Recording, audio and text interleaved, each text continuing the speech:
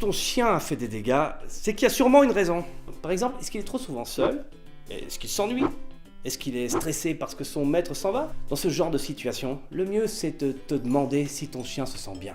S'il a fait des dégâts parce qu'il est stressé, il y a des chances que le retour de son maître le rassure, donc c'est pas vraiment le moment de le gronder. Qu'est-ce que c'est que ça? Non, je t'ai dit de pas faire ça! C'est interdit! De toute façon, il peut pas comprendre tout ce qu'on lui dit.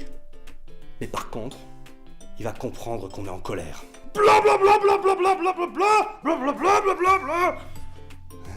Un truc important à savoir, c'est que quand ton chien se met sur le dos et qu'il montre son ventre, c'est qu'il se soumet.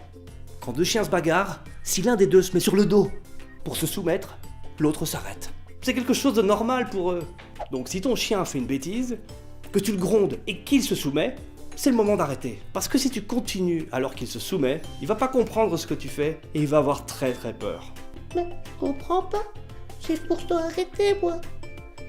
C'est pareil si tu prives ton chien de nourriture pour le punir, il comprendra pas et ça sert à rien. Enfin mais où est ma gamelle? Où est ma gamelle? Avec un chien, la sanction ne fonctionne que si elle est immédiate. Et c'est pareil avec la récompense d'ailleurs. Dans l'exemple de la BD, la punition va fonctionner si Stéphanie prend Ricky en flagrant délit de détruire quelque chose. Si du temps s'est écoulé, c'est pas une bonne idée de le punir. Il faut plutôt comprendre pourquoi il l'a fait, pour qu'il ne recommence plus. Ça peut vouloir dire changer tes habitudes et le laisser moins seul, le promener plus souvent, ou l'habituer petit à petit à être séparé de toi. Et sinon, tu peux aussi lui donner une boîte en carton ou un os à mastiquer pour satisfaire son besoin de gratter et de déchiqueter. À très vite pour la prochaine vidéo.